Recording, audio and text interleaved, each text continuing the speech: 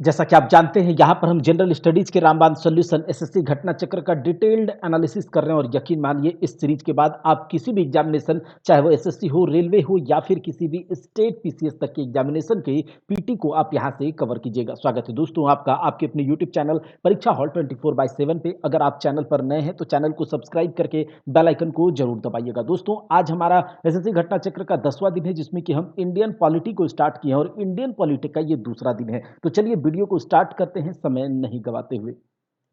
इसके पहले हमने स्टार्ट किया था कि संविधान, भारतीय संविधान के इतिहास को हमने डिटेल में देखा। उसके बाद हमने देखा कि भारतीय संविधान होता क्या है, भारतीय संविधान का इतिहास क्या है। उसके बाद संविधान सभा को देखा कि किस प्रकार से संविधान सभा ने एक दिन रात मेहनत करके 2 साल 11 महीने 18 दिन की एक कड़ी मेहनत के बाद 64 लाख रुपया, 64 लाख खर्च होने के बाद एक मोटी तगड़ी एक संविधान हमारे सामने ला करके रखा। उसके बाद संविधान में कहा गया कि सबसे पहले संविधान में, जैसा कि हमने देखा, अभी 25 भाग हैं। उसके पहले भाग में कहा गया कि आपको यह बताना होगा कि भारतवर्ष है क्या। ठीक है, संविधान के भाग 1 में क्या बात करा गया कि सबसे पहले आप संविधान बनाए हैं, किसके लिए बनाए हैं? भारतवर्ष के लिए बनाए हैं, इस हमारे प्यारे भारत के लिए बनाए हैं, हिंदुस्तान के लिए। तो आप ये बताइए कि भारतवर्ष क्या है। तो उसमें सबसे पहले भाग में कहा गया है संघ और उसका राज्य क्षेत्र। क्या कहा गया है? संघ और उसका राज्य क्षेत्र, यानी कि 1 से 4 तक,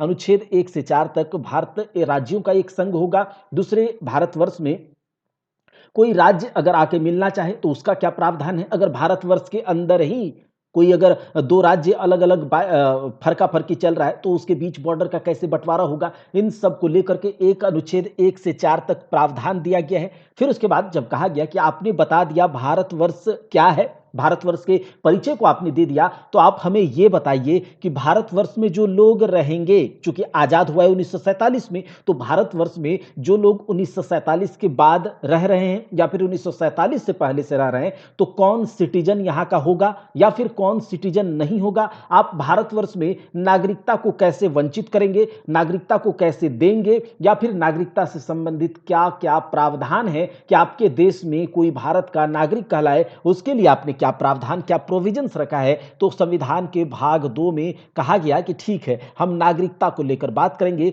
और भाग 2 के संविधान भाग 2 के अनुच्छेद 5 से 11 तक नागरिकता को लेकर के यहां पर प्रोविजंस दिए गए हैं। इसके क्या अनुच्छेद हैं, ये सब हमने पिछले क्लास में बात कर लिया है। ठीक है, उसके बाद आता है कि जब नागरिकता हो गया तो जो आपके यहां नागरिक रहेंगे, जो आपका सिटीजन होगा, क्या आप उसको कुछ अधिकार देंगे, क्या आप उसको कुछ फंडामेंटल राइट्स देंगे, कुछ मौलिक अधिकार देंगे, जिससे वो यहां पर सुखी सुखी शांति से जी पाए। और अगर सही से स्वतंत्रता पूर्वक अच्छे तरीके से एक अच्छे माहौल में जी पाएंगे तो वो अपना सही से उपयोग करेंगे दिमाग का, अपने स्किल का, और आपके देश का, हमारे देश का क्या होगा, डेवलपमेंट होगा, विकास होगा। इस कारण से कहा गया कि जी हां, हम संविधान में, भारतीय संविधान के भाग 3 में अपने प्यारे भारतवर्ष के नागरिकों के लिए मौलिक अधिकार की बात करेंगे कि कौन कौन से मौलिक अधिकार भारतवर्ष का संविधान अपने नागरिकों के लिए देता है। तो याद रखिएगा, अब संविधान के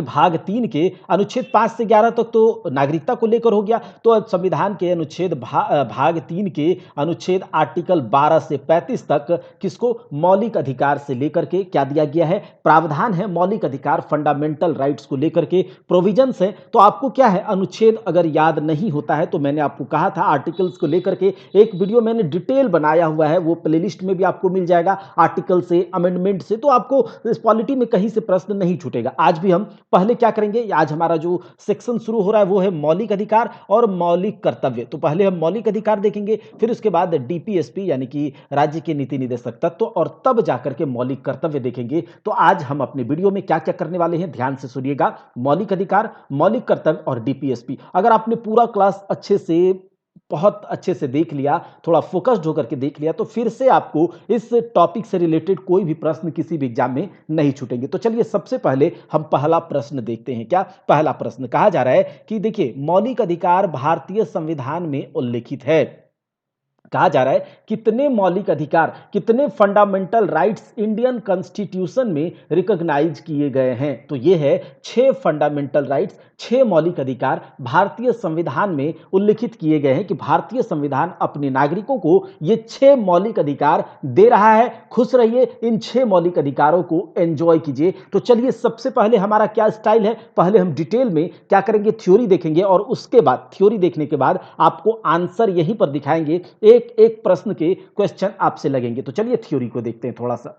आपके लिए ये एक माइंड मैपिंग नोट्स हमने तैयार किया है, जो कि कहा जाता है कि अगर आप माइंड मैप नोट से पढ़ेंगे, ट्री टाइप नोट से पढ़ेंगे, कुछ पॉइंट वाइज पढ़ेंगे तो आपके दिमाग में सब कुछ रहेगा। तो हमने माइंड मैप का एक नोट्स तैयार किया है। अगर आपको चाहिए तो कमेंट ज़्यादा से ज़्यादा कीजिएगा, रिस्पॉन्स कीजिएगा, शेयर कीजिएगा, लाइक कीजिएगा, सब कुछ है जिससे कि हमें एक मोटिवेशन मिलेगी अच्छे से मेहनत करने को। तो चलिए, आज का हमारा टॉपिक क्या है, मौलिक अधिकार यानी कि फंडामेंटल राइट्स, और उसके बाद हम देखेंगे मौलिक कर्तव्य और डीपीएसपी। इतना देखने वाले आज, ठीक है। तो मौलिक अधिकार यानी कि फंडामेंटल राइट्स जो भारतीय संविधान अपने नागरिकों को देता है, इस बात का जो अवधारणा है, मौलिक अधिकार का जो प्रावधान है, जो प्रोविजंस है भारतीय संविधान में, किस संविधान से लिया गया है, कहां के संविधान से, तो याद रखिएगा यूएस के संविधान से, संयुक्त राष्ट्र अमेरिका के संविधान से क्या लिया गया है, मौलिक अधिकार को लिया गया है भारत में। और इस मौलिक अधिकार को भारतीय संविधान के किस भाग में जगह दिया गया है, किस पार्ट में जगह दिया गया है, तो भाग 3 में। हमने कहा ना, भाग 1, भाग 2, फिर भाग 3, और भाग 3 के अनुच्छेद 12 से 35 तक में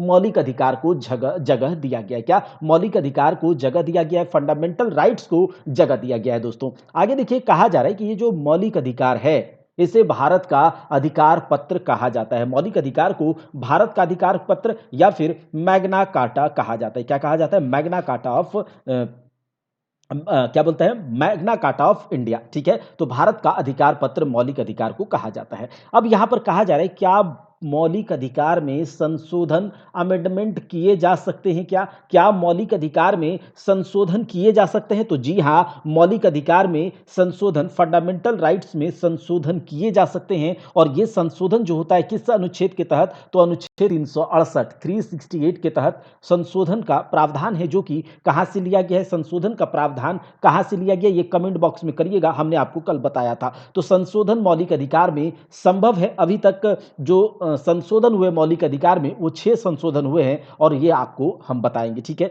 तो संशोधन संभव है। उसके बाद देखिए, मौलिक अधिकार में क्या है कि जब कभी भी राष्ट्रीय आपात या फिर नेशनल इमरजेंसी लगाई जाएगी, और नेशनल इमरजेंसी अनुच्छेद 352 के तहत लगाई जाती है, 352 के तहत नेशनल इमरजेंसी लगाई जाती है। तो याद रखिएगा, जब कभी भी नेशनल इमरजेंसी लगेगा किसी कारणवश भारत में, तो जो जीवन और व्यक्तिगत स्वतंत्रता का अधिकार है, जो लाइफ और प्राइवेसी का अधिकार है, जो फ्रीडम का अधिकार है, इसको छोड़कर आपको जितने भी अधिकार, जितने भी मौलिक अधिकार मिलेंगे, वो क्या होगा, वो कुछ दिनों के लिए, जब तक इमरजेंसी होगा तब तक के लिए सीज कर दिया जाएगा। बस आप जीवन जीने का अधिकार और आपके व्यक्तिगत स्वतंत्रता का अधिकार जो है नहीं छीना जाएगा। बाद बाकी राष्ट्रीय आपात के समय आपके सारे मौलिक अधिकार, चाहे वो धार्मिक स्वतंत्रता का अधिकार हो, चाहे वो संस्कृति या फिर शिक्षा का अधिकार हो, संवैधानिक उपचारों का अधिकार हो, समता का अधिकार, ये सब आपके लिए कुछ दिन तक सीज कर दिया जाएगा। देखिए, मौलिक अधिकारों की संख्या मूल संविधान में, जब संविधान 26 नवंबर 1949 को बनकर के तैयार हुआ था,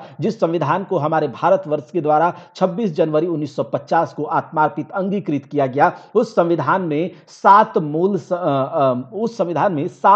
मौलिक अधिकार थे, 7 फंडामेंटल राइट्स थे। लेकिन 1978 की बात है भाई साहब, 1978 की बात है। उस समय एक संविधान में जैसा कि कहा गया कि मौलिक अधिकार में संशोधन किया जा सकता है, तो 44वां संवैधानिक संशोधन किया गया, और उस संशोधन के द्वारा कहा गया कि जो अब संपत्ति का अधिकार, जो कि एक मौलिक अधिकार था, इससे पहले 78 से पहले संपत्ति का अधिकार, राइट टू प्रॉपर्टी जो था, एक मौलिक अधिकार था, उस मौलिक अधिकार को हम मौलिक अधिकार नहीं मानेंगे, बल्कि संपत्ति के अधिकार को हम कानूनी अधिकार मानेंगे, और उसे हम मौलिक अधिकार से निकाल करके कानूनी अधिकार में लेकर जाएंगे। और याद रखिएगा इसे अनुच्छेद 300 ए में रख दिया गया था, यह हम आगे देखेंगे भी। तो याद रखिएगा पहले कितने अनुच्छेद, कितने मौलिक अधिकार थे? 7 थे। कब 6 हो गया? तो एक मौलिक अधिकार को हटा दिया गया, संपत्ति के अधिकार को मौलिक के अधिकार से हटा करके कानूनी अधिकार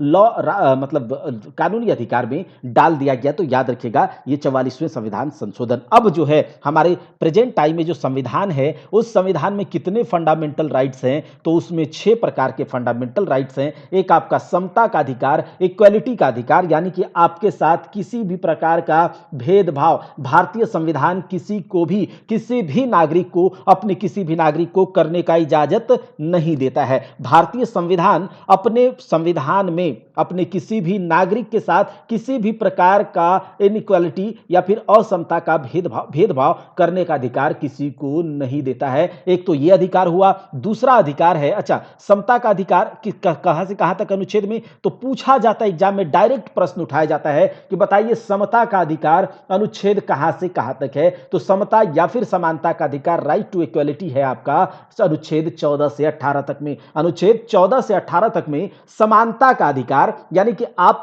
हर एक नागरिक जो है इक्वल है, ठीक है, यह अधिकार दिया गया है किसमें? 14 से 18 तक में। उसके बाद 14 से 18 के बाद स्वतंत्रता का अधिकार, क्या दिया गया है? स्वतंत्रता का अधिकार, ठीक है।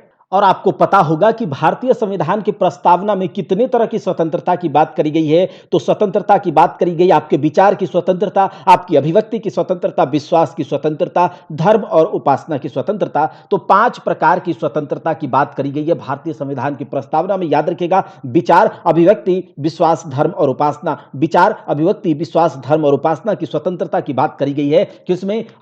भारतीय संविधान की प्रस्तावना में। और स्वतंत्रता का अधिकार हर एक नागरिकों को दिया गया है मौलिक अधिकार में 19 से 22 तक में। 19 से 22 तक में 23-24 में दिया गया है शोषण के विरुद्ध अधिकार, राइट टू एक्सप्लॉइट के अगेंस्ट दिया गया है एक अधिकार कि आपका शोषण कोई नहीं कर सकता है। शोषण का मतलब क्या होता है? आपको पता होगा ना कि शोषण अगर कोई किसी को कर रहा है तो उसके साथ बहुत बुरा हो रहा है। और शोषण किसी का कोई आज नहीं कर सकता, आपको कोई अपने तरीके से मैनिपुलेट नहीं कर सकता, आपको प्रताड़ित नहीं कर सकता, आपको मार पीट करके कोई काम नहीं करवा सकता है। किसी भी प्रकार के आपके साथ मेंटल टॉर्चर, फिजिकल टॉर्चर करके या फिर किसी भी तरीके से आपका शोषण नहीं किया जा सकता है। तो शोषण के विरुद्ध अधिकार जो है वो दिया गया है 23 से 24 में। धार्मिक स्वतंत्रता का अधिकार, चूंकि भारतवर्ष एक धर्मनिरपेक्ष राज्य है और आपको पता होगा भारतीय संविधान की स्वतंत्र प्रस्तावना में धर्मनिरपेक्ष राज्य के रूप में 46वें संविधान संशोधन 42वें संविधान संशोधन 1976 के द्वारा कहा गया, सेक्युलरिज्म शब्द धर्मनिरपेक्षता को जोड़ा गया। भारतवर्ष एक धर्मनिरपेक्ष राज्य है, लेकिन यहाँ पर सारे धर्म के लोग बहुत खुशी खुशी से अपने अपने धर्म को मानने के लिए स्वतंत्र हैं। तो धार्मिक स्वतंत्रता का अधिकार 25 से 28 तक में दिया गया है। याद रखिएगा, एक बार नोट्स को देख लीजिएगा, बहुत अच्छे से आपके लिए तैयार किए हैं, ठीक है। उसके बाद संस्कृति और शिक्षा का अधिकार, क्या आप किस संस्कृति को मानते हैं, आप किस टाइप के शिक्षा को ग्रहण करना चाहते हैं, इसका अधिकार भी आपको पूरी तरह से दिया गया है 29 से 30 में। और लास्ट में जो इंपॉर्टेंट है वो है आपका संवैधानिक उपचारों का अधिकार। याद रखिएगा, ये बहुत इंपॉर्टेंट है कि आपको अगर आपके मौलिक अधिकार का हनन हो, आपके मौलिक अधिकार के साथ अगर खिलवाड़ हो, छेड़छाड़ हो, तो आप क्या करेंगे? उसका उपचार करवा सकते हैं, उसका ट्रीटमेंट करवा सकते हैं। किनके द्वारा? तो माननीय सुप्रीम कोर्ट के द्वारा। माननीय सुप्रीम कोर्ट में आप अपने मौलिक अधिकार के हनन के खिलाफ जा सकते हैं, वहां से आपका उपचार होगा। तो 32 में संवैधानिक उपचारों का अधिकार। तो क्या देखा हमने? सबसे पहले समता का अधिकार 14 से 18 तक में। अनुच्छेद 14 के अनुसार कहा गया है कि विधि के समक्ष, कानून के समक्ष हर एक इंसान समान है। कानून के समक्ष हर एक इंसान समान है, कोई बड़ा कोई छोटा नहीं। तो हर एक इंसान को कानून के समक्ष समान माना जाएगा, यह कहा गया अनुच्छेद 14 में समानता के अधिकार के अंतर्गत, ठीक है। अच्छा, तो यहां पर कहा जाएगा कि कानून के समक्ष अगर सब कोई समान है तो यह बात बताइए कि राष्ट्रपति हो गया, चाहे राज्यपाल हो गया, सुप्रीम कोर्ट का जज, हाई कोर्ट का जज हो, इसके लिए भी समान है क्या? तो जी हां, इसके लिए समान है। लेकिन अगर ये अपने कार्यकाल में है, अगर ये अपने पद पे हैं, तो उसके ऊपर कार्यवाही नहीं होगी, बल्कि उसके पद से हट जाएंगे तब उसके ऊपर कार्रवाई होगी, ठीक है, क्योंकि वो पद की गरिमा है, ठीक है। राष्ट्रपति का कोई नहीं कि वो कानून के समक्ष वो समान नहीं है, वो जिस पद पे है उस पद की गरिमा है, उस पद का एक ग्रेटिट्यूड है, इसीलिए उन्हें उस पद पे रहते हुए तो नहीं दिया जाएगा। लेकिन हाँ, अगर उन लोगों ने भी कुछ गलतियां करी है, संविधान में जो भी लिखा गया है उससे इलीगल करा है, तो उसे भी कानून के समक्ष वही सजा मिलेगा जो एक नॉर्मल पीपल को मिलता है। ठीक है, तो याद रखिए अनुच्छेद 15 के अंतर्गत कहा गया है कि जाति, लिंग, धर्म, जन्म के स्थान पर भेदभाव नहीं कर सकते आप। ठीक है, जाति, लिंग, धर्म, जन्म स्थान के आधार पर किसी भी प्रकार का भेदभाव कानूनन अपराध माना जाएगा, वैधानिक नहीं माना जाएगा, असंवैधानिक माना जाएगा। ठीक है, अनुच्छेद 16 में कहा गया है कि लोक नियोजन के अवसर में और लोक नियोजन में अवसर की समता, मतलब कि जो सरकारी नौकरी है इन सब में एम्प्लॉयमेंट में जो है अवसर सबको समान दिया जाएगा। ठीक है, सबको समान, तो अनुच्छेद 16 में। अच्छा, अनुच्छेद 17 में क्या कहा गया कि अस्पृश्यता का अंत, यानी कि छुआछूत का अंत। आप किसी को छूत नहीं कर सकते, छुआछूत की अगर केस भी आप पर हो सकता है, संवैधानिक नहीं है। अच्छा, अनुच्छेद 18 में क्या कहा गया, उपाधियों का अंत, किसी भी प्रकार की उपाधि अब नहीं चलेगी, क्योंकि अगर सबको ही समान है तो क्या उपाधि है ना, मतलब किसी भी प्रकार का लगता है उपाधि, राजा राम मोहन राय है ना, सर डॉन ब्रेडमैन, ये सब जो उपाधि है ना, इन सब उपाधि से अब किसी को नहीं दिया जाएगा। ठीक है, तो क्या हो गया, समता के अधिकार में 14 से 18, 14 कानून के समक्ष समानता, 15 जाति, लिंग, धर्म, जन्म स्थान के आधार पर भेदभाव का निषेध, 16 लोक नियोजन में अवसर की समानता, 17 अस्पृश्यता का अंत और 18 उपाधियों का अंत। ये हो गया 14 से 18। अब आता है आपका दूसरा 19 से 22, जिसमें कि कहा जाता है स्वतंत्रता का अधिकार। क्या, स्वतंत्रता का अधिकार। और स्वतंत्रता के अधिकार में अनुच्छेद 19 में 6 प्रकार की अधिकार को दिया गया है। स्वतंत्रता के अधिकार में अनुच्छेद 19 के अंतर्गत 6 तरह की, याद रखिएगा 6 तरह की स्वतंत्रता की बात करी गई है। और ये 6 तरह की स्वतंत्रता कौन कौन है, तो 19A में सबसे पहले तो बोलने की स्वतंत्रता, आप अपने अभिव्यक्ति की आजादी है, आप कहीं भी कुछ भी बोल सकते हैं। और याद रखिएगा जो प्रेस को लेकर के जो अधिकार है, जो प्रेस को बोलने की स्वतंत्रता है, वो भी अनुच्छेद 19A के तहत ही मिलता है, बोलने की स्वतंत्रता। दूसरा है 19B में, दूसरा जो अधिकार है 19B में, वो आपका एसोसिएशन विदाउट आर्म्स, आप शांतिपूर्ण तरीके से, अच्छे तरीके से आप बिना किसी हथियार के सभा कर सकते हैं, किसी भी तरह का जलसा लगा सकते हैं, एसोसिएट लोगों को कर सकते हैं 19B में। ठीक है, अच्छा 19C में कहा जा रहा है कि आप किसी भी प्रकार के संगठन अपने देश में बनाने को स्वतंत्र हैं, किसी भी प्रकार के संगठन अपने देश में बनाने को स्वतंत्र हैं। ठीक है, अच्छा 19D में कहा गया है ट्रैवलिंग एनीवेयर, अपने देश में आप कहीं जाएं, किधर भी जाएं, कहीं भी घूमें, आपको कोई रोकने टोकने वाला नहीं है, कहीं भी आप जा सकते हैं, याद रखिएगा। तो 19E में क्या कहा गया है, 19E में कहा गया है कि कहीं जाकर के भी आप रहो। देखिए, एक तो था कि ट्रेवलिंग आप कहीं कीजिए, कभी जाइए शिमला जाइए, कश्मीर जाइए, ठीक है, बंगाल जाइए, मेघालय जाइए, हरियाणा जाइए, हिमाचल, कहीं भी आप जा सकते हैं, घूम फिर सकते हैं। लेकिन अगर आपको कहीं जाकर रहना भी है तो भी आप रह सकते हैं 19E के तहत। अच्छा, 19E के बाद तो F आएगा, ये घपला कहां से हो गया, ये गोलमाल कहां हो गया, तो ये गोलमाल हुआ है 44वें संविधान संशोधन 1978 में। यहां पर था संपत्ति का अधिकार। क्या था, यहां पर था संपत्ति का अधिकार, जो कि एक मौलिक अधिकार था। इसे 44वें संविधान संशोधन 1978 के कारण हटा के 300 क में रख दिया गया है। ठीक है, अच्छा 19G में कहा गया है कि आप कहीं भी बिजनेस कर सकते हैं। क्या कर सकते हैं, आप कहीं भी बिजनेस कर सकते हैं। तो ये हमने क्या देखा 19 के बारे में। अगला देखिए 20 में, अनुच्छेद 20 में कहा गया है अपराधों के लिए दोष सिद्धि के संबंध में संरक्षण। देखिए अनुच्छेद 20 में कहा गया है कि अगर कोई आदमी किसी अपराध में दोषी है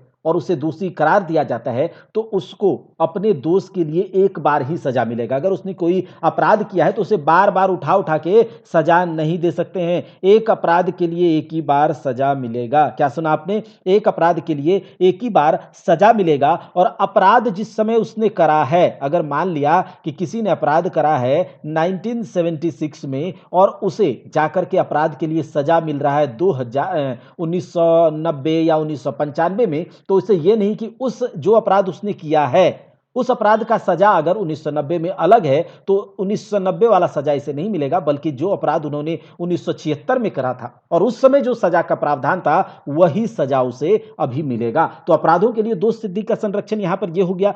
तीसरा बात है कि आप किसी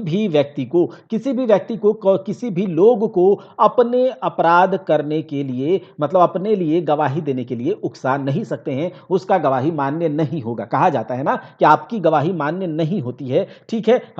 जैसे जेल में आप गवाही दे दिया, बोल दिया कि अरे हमें मार-पीट करके गवाही दिया गया है। तो ये ब अनुच्छेद 20 में कहा गया है कि अपराधों के लिए दोष सिद्धि के संबंध में संरक्षण ये है कि आप किसी भी व्यक्ति को अपने दोष करने के लिए, अपराध करने के लिए उसे गवाह देने के लिए बाध्य नहीं कर सकते हैं, ठीक है? एक तो ये बात हो गया। दूसरा बात ये है कि अपराध जिस समय वो करेगा, उसका सज़ा उसे उसी समय के कानून से मिलेगा, ठीक है? और एक अपराध के लिए बार-बार सज़ा नहीं मिलेगा। अच्छा, अनुच्छेद 21 में क्या कहा जा रहा है? प्राण और दैहिक स्वतंत्रता। देखिए, अनुच्छेद 21 में कहा जा रहा है कि आपको जीने का अधिकार, आपको अच्छे से रहने का अधिकार, आपको आपकी प्राइवेसी का अधिकार, निजता का अधिकार, आपके स्वास्थ्य का अधिकार, ठीक है? आपके जीवन रक्षा का अधिकार, आपको इज्जत मिलेगा उसका अधिकार, आपको सूचना मिलेगा उसका अधिकार, आपकी सुनवाई का अधिकार, आपका शोर से मुक्त मतलब ध्वनि प्रदूषण नॉइज़ पॉल्यूशन ये सब से जो है आपको मुक्त रहने का अधिकार, आप इसके खिलाफ जो है अगर आपके आस-पास में कोई व्यक्ति ज़ोर-ज़ोर से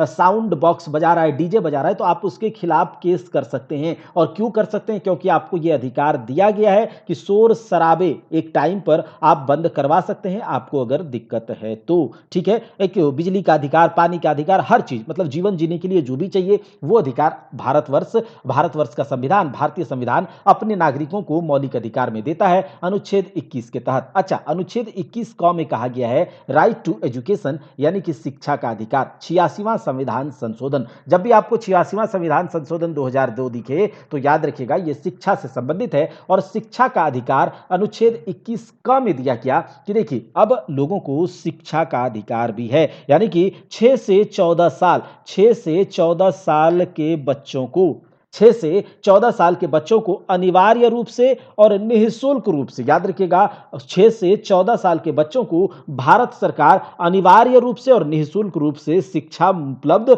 कराने का काम करेगी और ये अधिकार है बच्चों का, ठीक है? चलिए अनुच्छेद 22 में कहा गया है कि कुछ दशाओं में गिरफ्तारी और निरोध में संरक्षण कहा जा रहा है कि अनुच्छेद 22 के तहत कि अगर किसी व्यक्ति को ऐसा लगता है कि हमें बहुत क्या बोलते हैं गिरफ्तार ऐसे ही उठा करके लेकर आ गई है पुलिस मनमाने तरीके से लेकर आ गई है और हमें कुछ बताया भी नहीं जा रहा है तो उस आदमी का ये अधिकार है कि उसे क्यों गिरफ्तार किया गया है और गिरफ्तार करने का एक दिन बीत गया अभी तक हमें जज साहब के सामने क्यों नहीं पसंद लेकर जाया गया है और हमें अपने आपने जो गिरफ्तार करा है उससे बचने के लिए एक कानूनी हमें सपोर्ट लेने के लिए अपने मनपसंद वकील करने का भी अधिकार है तो अनुच्छेद 22 के तहत कहा जा रहा है कि कुछ विशेष दशाओं में गिरफ्तारी और उसके संबंध में उसका जो निरोध है उसको रोकने का संरक्षण दिया गया है लोगों को कि किसी भी व्यक्ति को अगर मनमाने तरीके से पुलिस उठा करके लेके गई है तो उस व्यक्ति का अधिकार है कि वो पूछ सकता है आप क्यों हमें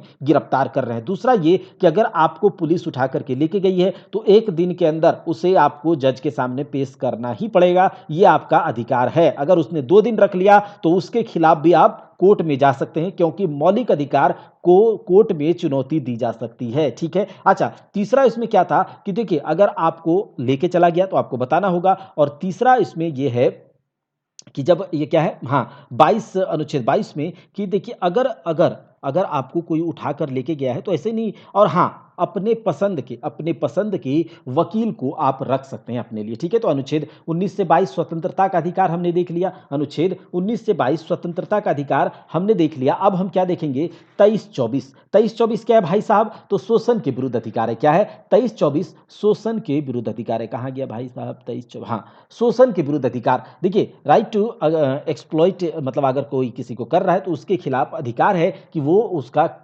मतलब दरवाजा खटखटा सकता है अपने लिए न्याय मांग सकता है तो अनुच्छेद 23 में कहा गया है कि आप किसी को मतलब जबरदस्ती आप किसी से काम नहीं ले सकते हैं ठीक है और ह्यूमन ट्रैफिकिंग जो मानव तस्करी होता है उन सब के खिलाफ यहाँ पर अधिकार दिया गया है कि अगर किसी को उठा करके लेके गया ठीक है लोगों को भर के लेके गया और उसके बाद उससे दस्तगर्दा पेट भरता पर नहीं कहता है कि मजदूरी कराया जा रहा है जबरदस्ती ह्यूमन लोगों को उठा करके खदान में भर दिया और काम करवाया जा रहा है ऐसा शोषण आप किसी का नहीं कर सकते जबरदस्ती। अच्छा, अनुच्छेद 24 में चाइल्ड लेबर को बात लेकर के कही गई है, यानी कि बाल श्रम प्रतिषेध है। आप बच्चों को बच्चों से काम नहीं करवा सकते हैं, इसके खिलाफ, ठीक है। अच्छा, अब क्या है, 25 से 28 तक धार्मिक स्वतंत्रता का अधिकार। हमारा देश धर्म पंथ निरपेक्ष है, लेकिन यहां पर हर एक व्यक्ति को कहा गया है आप अपने मनपसंद के हिसाब से धर्म का चुनाव कर सकते हैं, उसको मान सकते हैं, कोई आपको रोकेगा नहीं, ठीक है। तो अनुच्छेद 25 से 28 तक है धार्मिक स्वतंत्रता का अधिकार, ठीक है।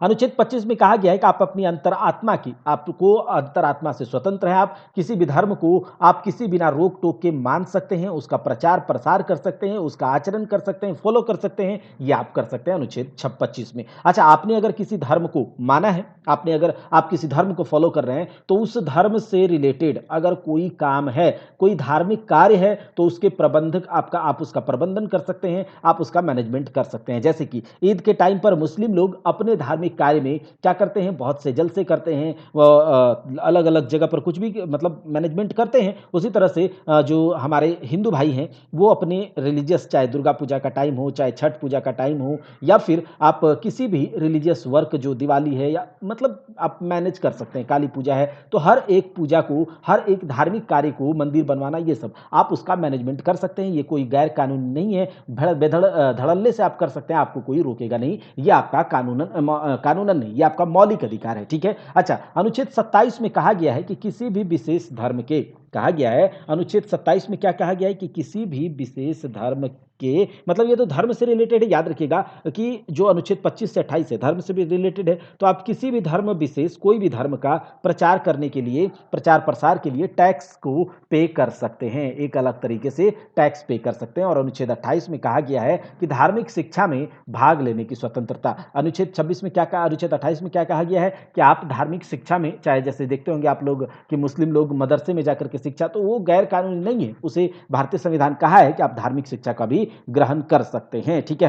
हम वेद पढ़ने को स्वतंत्र हैं, हम वैदिक शिक्षा लेने को स्वतंत्र हैं। कोई हमें ये आकर नहीं कहेगा कि तुम क्यों ऋग्वेद पढ़ रहे हो, यजुर्वेद पढ़ रहे हो, सामवेद पढ़ रहे हो, क्यों पढ़ रहे हो, ठीक है।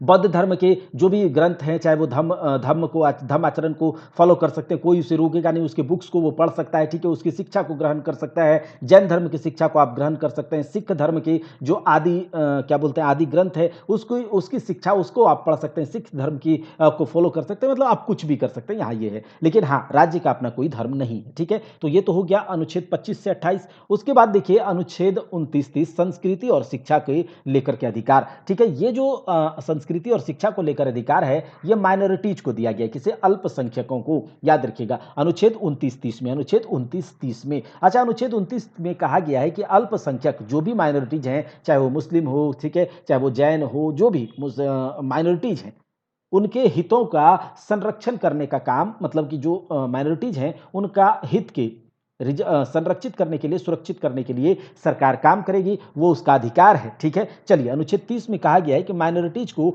एजुकेशन सेक्टर में बढ़ावा देने का काम गवर्नमेंट करेगी और ये उसका अधिकार है, ठीक है। तो अनुच्छेद 29-30। अब अनुच्छेद 32 आता है, जो कि इंपॉर्टेंट है, संवैधानिक उपचारों का अधिकार। क्या है, संवैधानिक उपचारों का अधिकार। अगर आपको लगे कि हमारे मौलिक अधिकार के साथ, हमने तो पूरा मौलिक अधिकार देख लिया और हर एक अनुच्छेद को देख लिया, तो अगर आपको लगता है कि हमारे मौलिक अधिकार का हनन हो रहा है, हमारे मौलिक अधिकार के साथ फंडामेंटल राइट हमें सही से नहीं मिल रहा, छेड़छाड़ हो रहा है, तो आप क्या कर सकते हैं, उसके खिलाफ कोर्ट में जा सकते हैं, उसको चुनौती दे सकते हैं, और न्यायालय भी इसे सुनेगा। जब आप किसी भी प्रकार की चुनौती देंगे मौलिक अधिकार को लेकर के, तो जिस डिपार्टमेंट जिस तरह का चुनौती देंगे, उसको लेकर न्यायालय, कोर्ट क्या करता है, रीट जारी करता है। और न्यायालय 5 प्रकार के रीट, जिसे कि हिंदी में समादेश कहा जाता है, 5 प्रकार की रीट जारी करता है। और ये 5 प्रकार का रीट है, बंदी प्रत्यक्षीकरण यानी कि हैबियस कॉर्पस, परम आदेश यानी कि मैंडेमस, प्रतिषेध लेख यानी कि प्रोहिबिशन, और उत्प्रेषण यानी कि जो उत्प्रेषण है, इसे इंग्लिश में क्या कहते हैं, हाँ, सेंट्योररी अधिकार परीक्षा लेख, को वारंटू। अब देखिए, कहा जा रहा है कि बंदी प्रत्यक्षीकरण जो रीट है, तो ये जो बंदी प्रत्यक्षीकरण रीट कब जारी करता है, देखिए ये कब जारी करता है कोर्ट, अगर कोई व्यक्ति किसी व्यक्ति को ऐसा लगे, किसी को लगे कि अरे हमें पुलिस ऐसे ही उठा करके लेके चली गई है और उसको लग रहा है उसका कारण का पता नहीं चल रहा है, ये नहीं वो नहीं, मतलब ऐसे ही उठाकर मनमाने तरीके से लेकर के गया है, तो फिर वो व्यक्ति क्या करेगा, क्या हाई कोर्ट, सुप्रीम कोर्ट या फिर कहीं भी क्या करेगा, कोर्ट में, न्यायालय में जाकर के, सुप्रीम कोर्ट में क्या करेगा, एक अर्जी देगा किसी के थ्रू, अपने वकील के थ्रू, कि देखिए हमें भाई साहब, हमें उठा लिया गया है, बंदी बना लिया गया है, कोई बात नहीं, कुछ पता नहीं चल रहा है, क्या बात है बताइए, हमारा अधिकार, मतलब हमारा जो स्वतंत्रता का अधिकार है, हम स्वतंत्र रहने, लेकिन हमें जेल में ठूस दिया गया है, तो इसके लिए आप कुछ कीजिए। तो क्या करता है न्यायालय, क्या करता है सुप्रीम कोर्ट, क्या करता है कि जिस भी अधिकारी के खिलाफ या जिसके खिलाफ आपने किया है उस पर रीट जारी करता है, उससे पूछा जाता है कि आपने ऐसे इस व्यक्ति को, फला फला व्यक्ति को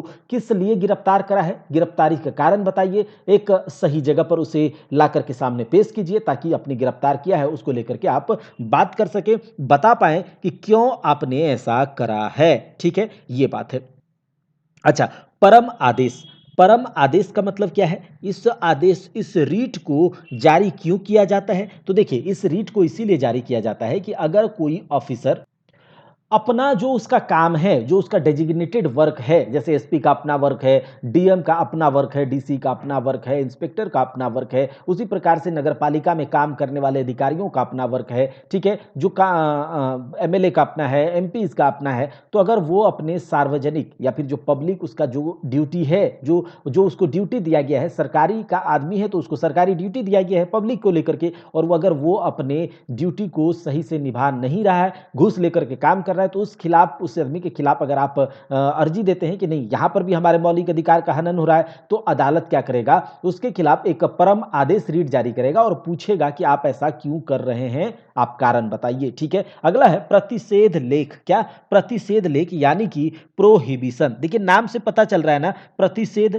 देखिए ये कब जारी करता है, ये कब जारी करता है, ये तब जारी करता है कि अगर हाई कोर्ट को या सुप्रीम कोर्ट को ऐसा लगे कि उसके नीचे का लोअर कोर्ट कोई ऐसे टॉपिक पर काम कर रहा है, किसी ऐसे वाद विवाद पर काम कर रहा है जो कि उसके अधिकार क्षेत्र में नहीं आता है, तो वहां से रीट जारी किया जाता है, प्रोहिबिशन रीट, सुप्रीम कोर्ट या हाई कोर्ट के द्वारा अपने से लोअर कोर्ट में, कि आपके अधिकार क्षेत्र में ये वाला काम नहीं आता है, आप इसे छोड़िए। ठीक है, ये बात है, मतलब उसको रोका जाता है, प्रोहिबिट किया जाता है। ठीक है, अच्छा, उसके बाद क्या है, उत्प्रेषण यानी कि सेंट्योररी, सेंट्योररी। अब क्या हो रहा है इसके तहत, तो उत्प्रेषण के तहत क्या किया जाता है कि जो बड़े बड़े कोर्ट हैं, चाहे हाई कोर्ट हो, चाहे आपका उच्च न्यायालय हो, सुप्रीम कोर्ट हो, तो वो अपने नीचे वाले न्यायालय को, कोर्ट को ये आदेश देता है उत्प्रेषण रीट के माध्यम से कि आपके पास जो भी मुकदमे, जो भी केस पेंडिंग में पड़े हुए हैं, जिसका आपने अभी तक काम नहीं करा है, तो एक काम कीजिए, वो अपने पास जो भी केस पेंडिंग पड़ा है उसे अपने से ऊपर वाले कोर्ट में भेजिए, ताकि वहां जल्दी जल्दी वो काम हो सके। अच्छा, अधिकार परीक्षा लेख, यहां पर पूछा जा रहा है कि आपका क्या अधिकार, आप किस अधिकार से, अधिकार परीक्षा लेख मतलब आपसे पूछा जाएगा कि आप किस अधिकार से इस पद पर काम कर रहे हैं। देखिए कभी कभी होता है कि कोई किसी पद पर नहीं है और फिर उस पद का काम किए जा रहा है गैर कानूनी तरीके से, तो अगर किसी को लगे कि ये उस पद पर काम करने के लिए नहीं बना है, मतलब नहीं बना है, क्या उस पद का पदाधिकारी नहीं है, उस पद का अधिकारी नहीं है और वो उसका काम कर रहा है, तो सुप्रीम कोर्ट एक रीट जारी करेगा उसको कि आप किस अधिकार से ये काम कर रहे हैं, आप जल्दी से इसका कारण बताइए। तो ये है हमारा पूरा मौलिक अधिकार। अब हम देखते हैं डीपीएसपी यानी कि directive principle of state policy, और क्या बोलते हैं, राज्य के नीति निर्देशक तत्व। हमने क्या देखा, हमने देखा कि भारतवर्ष का परिचय दिया गया, भारतवर्ष के बाद भारतवर्ष के कौन नागरिक होंगे उसके बारे में, नागरिकों के मौलिक अधिकार को भाग 3 में जगह दिया गया, और अब जो है कहा गया कि देखिए पूरा भारतवर्ष तो हमने बता दिया कि क्या है भाई साहब। ठीक है,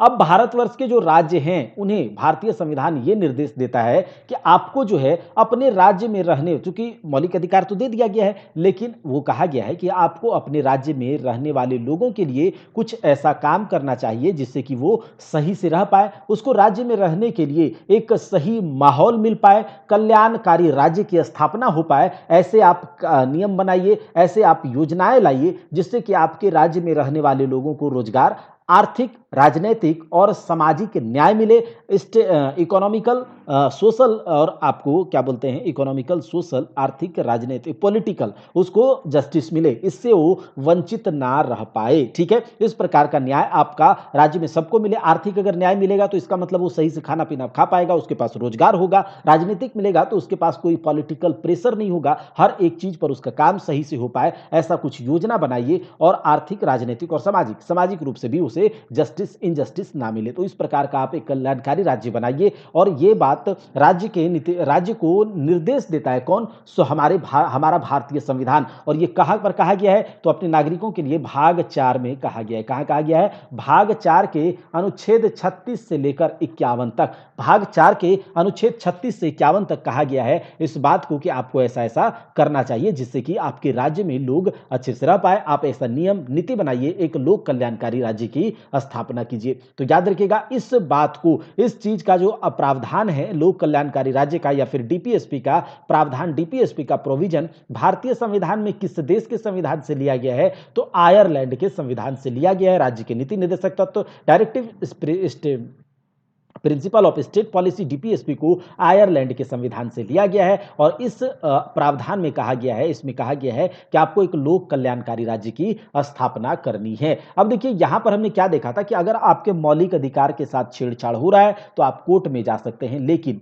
यहां पर जो आपका राज्य के नीति निर्देशक तत्व है इसमें आप कोर्ट नहीं जा सकते हैं, क्योंकि ये सिर्फ राज्य को कहा जाता है, कोई कंपल्सन नहीं है, कोई जरूरी नहीं है कि राज्य इस बात को माने। लेकिन हां, राज्य को कल्याणकारी राज्य बनाने के लिए ऐसे नीति नियम बनाने चाहिए, ये कहा जाता है। ठीक है, यहां पर ये बात है। अच्छा, प्रस्तावना, जो भारतीय संविधान की प्रस्तावना में जो उद्देश्य हैं इसके कि सबको आर्थिक, राजनीतिक, सामाजिक न्याय मिले, विचारों की अभिव्यक्ति, मतलब हर एक तरह से समानता मिले, बंधुत्व, एकता, अखंडता, ये सब जो प्रस्तावना के उद्देश्य हैं उसको जगह देने का काम आपका डीपीएसपी करता है। क्योंकि यहां पर जितने भी प्रावधान है, जितने भी आर्टिकल्स हैं, वो प्रस्तावना में जो उद्देश्य हैं राजनीतिक, आर्थिक, सामाजिक न्याय के जो भी उद्देश्य आपको दिखते हैं, चाहे आपका तो उसके उद्देश्य को यहां पर जगह लगता है कि मिल रहा है डीपीएसपी में। ठीक, अच्छा, डीपीएसपी में जो directive principle of state policy में जो आर्टिकल्स हैं वो किन तीन प्रिंसिपल पर काम कर रहे हैं? तो याद रखिएगा, गांधीवादी पूछा जाता है, समाजवादी और उदारवादी, इन तीनों को यहां पर जगह मिल रहा है। अच्छा, अब हम अनुच्छेद 36 से स्टार्ट करेंगे। और सबसे पहले जैसे कि भारतवर्ष का संविधान, भारतीय संविधान का अनुच्छेद 1 में क्या कहा गया है कि भारत राज्यों का एक संघ है, यानी कि राज्य की परिभाषा। मौलिक अधिकार के अनुच्छेद 12 में स्टेट की परिभाषा। यहां पर भी राज्य के नीति निर्देशक तत्व, स्टेट पॉलिसी में अनुच्छेद 36 में कहा गया है कि जो डीपीएसपी का अनुच्छेद 36 है इसमें राज्य की परिभाषा, देश की परिभाषा कि क्या होना चाहिए, कैसा होना चाहिए, एक राज्य किस प्रकार का होना चाहिए, ये बात अनुच्छेद 36 में लिखा गया है। यानी कि इंट्रोडक्शन है। अनुच्छेद स्टार्ट हो रहा है कहां से? भाग 4 के 36 से 51 में। किस लिए हो रहा है? तो एक लोक कल्याणकारी राज्य की स्थापना करने के लिए यहां पर प्रोविजंस है। तो लोक कल्याणकारी राज्य की परिभाषा, एक राज्य, एक स्टेट, एक आइडियल स्टेट कैसा होना चाहिए, वो आपके अनुच्छेद 36 में लिखा गया है। ठीक, 37 में कहा गया है कि ठीक बात है, हमको आपने बता दिया कि ऐसा ऐसा करेंगे, लेकिन क्या हमारे में जो प्रोविजंस है उसके खिलाफ कोई व्यक्ति उठ करके न्यायालय का दरवाजा खटखटा सकता है, अदालत का दरवाजा खटखटा सकता है क्या? तो कहा नहीं, अदालत का दरवाजा तो नहीं खटखटा सकता है, लेकिन आपका यह कर्तव्य है अपने राज्यवासियों के लिए कि एक लोक कल्याणकारी राज्य के निर्माण करे। तो 37 में कहा गया है कि न्यायालय में इस अनुच्छेद राज्य के नीति निर्देशक तत्व को चुनौती नहीं दी जा सकती है। ठीक है, अच्छा, अनुच्छेद 38 में क्या कहा गया है? जैसा कि हमने कहा था कि सामाजिक, आर्थिक और राजनीतिक न्याय देने के बाद जो भारत के राज्यवासियों को, राज्य को निर्देश दिया गया है कि आप अपने नागरिकों को सामाजिक, आर्थिक, राजनीतिक न्याय देने का मतलब प्रावधान करें, सुनिश्चित करें कि उन्हें सामाजिक, आर्थिक, राजनीतिक न्याय मिल रहा है कि नहीं। तो उस प्रकार के नियम, नीति, कानून हर चीज तरह बनाइए। अनुच्छेद 38 में कहा गया है। ठीक है, अनुच्छेद 38 में कहा गया है, अनुच्छेद 38 में आर्टिकल में कहा गया है सामाजिक, आर्थिक और राजनीतिक न्याय मिलना चाहिए। अनुच्छेद 39 में क्या कहा गया है? जस्ट उसके बाद कि जो भी राज्य के जो भी संसाधन है, जो भी रिसोर्सेज हैं, ऐसा नहीं कि किसी रिसोर्सेज पर राज्य में, जैसे झारखंड राज्य में, बिहार राज्य में जो भी रिसोर्सेज हैं उस रिसोर्सेज पर, उन रिसोर्सेज पर किसका ये नहीं कि किसी कोई एक कोयला का खान है तो पूरा कोई एक आदमी कोयला बेचे जा रहा है, करे जा रहा है काम, उसी का है सब कुछ, ऐसा नहीं। जो भी राज्य के संसाधन हैं, जो भी प्राकृतिक संसाधन है, उस पर हर एक राज्यवासी का समान हक है और हर एक राज्यवासी को उससे जो भी रेवेन्यू मिलता है, उससे जो भी फायदा होता है, जो भी प्रॉफिट होता है, हर एक राज्यवासियों का उस पर सही से वितरण होना चाहिए, उचित वितरण होना चाहिए। यहां पर किसी भी तरह का पार्शियलिटी नहीं होना चाहिए आपके राज्यवासियों के साथ, ऐसा नियम कानून बनाए। तो अनुच्छेद 39 में कहा गया जस्ट उसके बाद कि संसाधनों का उचित वितरण और समान कार्य के लिए समान वेतन की व्यवस्था भी करें राज्य सरकार। समान कार्य यानी कि लेडीज को यानी कि समान कार्य करवा रहे हैं, कम वेतन दे रहे हैं, उसी कार्य को करवाने के लिए किसी को ज्यादा वेतन दे रहे हैं, तो ऐसा नहीं करना होगा। इससे क्या होगा, पार्शियलिटी का भावना आएगा, राज्य में एक अराजकता की माहौल आएगी। तो अनुच्छेद 39 में कहा गया है कि समान कार्य के लिए समान वेतन की व्यवस्था करा जाए। अच्छा, अनुच्छेद 39A में क्या कहा गया, समान अवसर के आधार पर न्याय देना। ये किस अमेंडमेंट में कहा गया, 42वें संविधान संशोधन 1976 में। अनुच्छेद 40 में क्या कहा जा रहा है, याद रखिएगा, अनुच्छेद 40 में पंचायत को लेकर, ग्राम पंचायत को लेकर के प्रावधान दिया गया है। ग्राम पंचायत को लेकर के बात कही गई है। राज्य के नीति निदेशक तत्व डीपीएसपी भाग 4 के अनुच्छेद 36 से 51 के अनुच्छेद 40 में पंचायत को लेकर बात कही गई है और 73वें संविधान संशोधन 1993 के द्वारा 73वें संविधान संशोधन 1993 के द्वारा ग्राम पंचायत को अनिवार्य कर दिया और पंचायत को एक संवैधानिक दर्जा दिया गया। ठीक, तो 40 तक हमने देख लिया। अब हम देखते हैं 41 से 43 तक। ठीक है, इसे एक बार देख लीजिएगा पीडीएफ को। तो 41 में कहा गया है 41 में कि कुछ विशेष दशाओं में काम करने का अधिकार। कहा गया कि राज्य को चाहिए कि उसके हर एक नागरिक को या फिर कोई ऐसे लोग जो कि काम करने के लायक नहीं है, जो नॉर्मल नहीं है, उन लोगों को भी कुछ विशेष दशाओं में काम करने का अधिकार मिलना चाहिए। और वो जो काम करेगा, तो अनुच्छेद 42 में कहा गया कि जो काम करेगा, जहां काम करेगा, जिस प्रकार का काम करेगा, वो उससे न्याय संगत होना चाहिए। अब ये नहीं कि किसी बूढ़े व्यक्ति को आप जो है 5 बोरा अनाज उसके पीठ पर लाद दिया, ऐसा नहीं। कार्य जो होना चाहिए न्याय संगत होना चाहिए और मानवीय दशा जैसा होना चाहिए, नहीं कि जानवर जैसे आप काम कराए जा रहे हैं किसी से भी। तो अनुच्छेद 41 में विशेष दशाओं में काम करने का अधिकार और किस जगह पर काम करेगा, कैसी जगह पर काम करेगा, ये 42 में कहा गया है। और 43 में 43 में कहा गया है कि आप काम करवाएंगे तो सही तरीके से आपको मजदूरी भी देना होगा, निर्वाह मजदूरी, कुटीर उद्योग की बात करी गई अनुच्छेद 43 में। 44 क्या है भाई साहब, तो 44 अनुच्छेद 44 में समान नागरिक संहिता की बात करी गई है कि यूनिफॉर्म कोड, सिविल कोड की बात करी गई है कि आपके राज्य के हर एक नागरिक को समान माना जाए। इसके लिए प्रावधान आपका अनुच्छेद 44 में है। अनुच्छेद 45 याद रखिएगा, जो अभी हमने देखा था ना अनुच्छेद 21 का, जिसमें कि राइट टू एजुकेशन दिया गया था भाई साहब, राइट टू एजुकेशन। तो 6 से 14 साल की आयु के बच्चों के लिए शिक्षा का अधिकार दिया गया। कहा गया कि हर एक 6 से 14 साल के बच्चे को शिक्षा का मौलिक अधिकार है, उसको शिक्षा राज्य सरकार देगी ही देगी, अनिवार्य है और निःशुल्क देना अनिवार्य है। ठीक है। अच्छा, अनुच्छेद 21 क में था ये बात। अनुच्छेद 45 में, जो कि राज्य के नीति निदेशक तत्व है और संविधान राज्य को एक निर्देश देता है अनुच्छेद 45 के तहत कि 6 से 14 साल तक तो हमने देख लिया, 6 साल से कम आयु वाले बच्चों की भी शिक्षा की व्यवस्था राज्य सरकार करे। और ऐसा किस संविधान संशोधन में, तो हमने कहा ना, शिक्षा देखिए, याद रखिए 86, ठीक है, शिक्षा 86 66 कॉन्स्टिट्यूशनल अमेंडमेंट। अनुच्छेद 46 यानी कि 46 में कहा गया है कि अनुच्छेद 45 क्या है, अनुच्छेद 45 और 46 याद रखिएगा शिक्षा को लेकर के। तो 6 साल से कम आयु के बच्चों का शिक्षा का प्रावधान जो है अनुच्छेद 45 में, और अनुसूचित जाति यानी कि एससी एसटी इन सब के शिक्षा, सामाजिक आर्थिक न्याय की व्यवस्था जो है अनुच्छेद 46 के तहत करी गई है। ठीक है। अब देखिए क्या आता है अनुच्छेद 47, अनुच्छेद 47, 46 तक तो देख लिया। अनुच्छेद 47 में 47, 48, 49 ये सब क्या है, एक जैसा अनुच्छेद है। ठीक है, एक जैसा। इसमें क्या कहा जा रहा है कि आपके राज्य के लोग या फिर राज्य कल्याणकारी कैसे बनेगा, जब आपके राज्य में उस टाइप की चीजें नहीं बिकेंगी, आपके राज्य के लोग का स्वास्थ्य अच्छा हो, आपके राज्य के लोग मदिरापान ना करें, क्योंकि दारू पिएगा सही से नहीं रहेगा तो काम कैसे करेगा, है ना। और लोग, राज्य के लोग काम नहीं करेंगे, चाहे दिमागी तौर पे करें या फिर शारीरिक तौर पे करें, तो राज्य का विकास कैसे होगा। और राज्य का विकास नहीं होगा तो देश का विकास कैसे होगा। तो सीधी सी बात है, आप अपने राज्य के लोगों के लिए कि वो मद्य निषेध हो वहां पर, मतलब सरकार इस तरह का कोई नियम कानून बनाए कि वहां पर दारू कम से कम बिके या फिर ना ही बिके।